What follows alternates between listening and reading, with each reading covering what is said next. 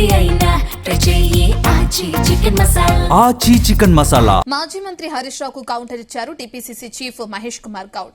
10 ఏళ్లు మంత్రిగా ఉండి ఏం చేశావు, మళ్లీ 3 నెలలు టైం ఎందుకు ఇవ్వాలి అని హరీష్ ను ప్రశ్నించారు. హరీష్ రావు తమ పార్టీలోకి వస్తానంటే తమ పొలిటికల్ అఫైర్స్ కమిటీలతో చర్చించి నిర్ణయం తీసుకుంటామన్నారు. బీఆర్ఎస్ కు ఈటెల రాజేందర్ మద్దతు పలుకుతున్నట్లు కనిపిస్తుందని విమర్శించారు.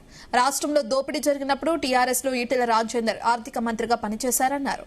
జరిగిన తప్పిదాలను ఈటెల రాజేందర్ ఎందుకు ప్రశ్నించలేదని నిలదీశారు మహేష్ కుమార్ గౌడ్.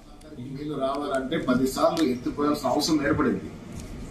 ఈ రాష్ట్రంలో జరిగినప్పుడు ఈటెల రాజేందర్ గారు కూడా ఆ పార్టీలో భాగస్వామ్యం ఉన్నారు, మంత్రిగా ఉన్నారు.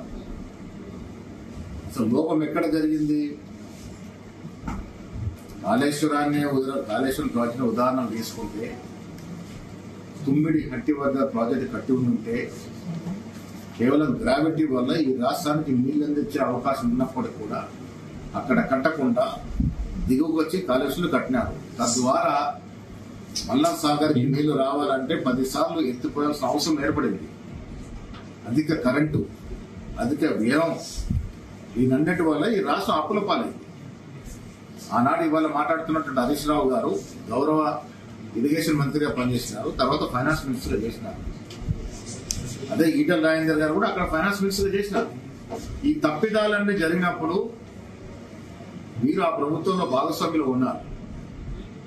ఇవాళ మాట్లాడుతుంటే మరి బీజేపీ నాటి ఈటెల రాజేందర్ గారు మాట్లాడుతూ ఉంటే టీఆర్ఎస్ కి మద్దతు పలికినట్టు కనపడతా ఉంది.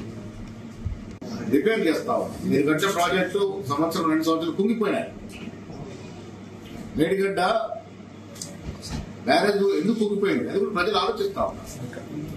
ఇవన్నీ రిపేర్ చేసే పనిలో కాంగ్రెస్ ప్రభుత్వం ఉంది. అలా మీరు చేసిన అప్పులు, మీరు చేసిన అధిక వ్యయం, మీరు చేసిన లోపభూయిష్టమైనటువంటి డిజైన్లు, ఆలోచన లేకుండా కట్టాల్సిన చోట కట్టకుండా కట్టకూడని చోట ప్రాజెక్టు కట్టి ప్రజల సొత్తుని అనవసరంగా దుర్వినియోగం హరీష్ రావు గారు మా పార్టీలోకి వస్తానంటే పొలిటికల్ అఫైర్స్ కమిటీలో చర్చించి నిర్ణయం తీసుకున్నాం.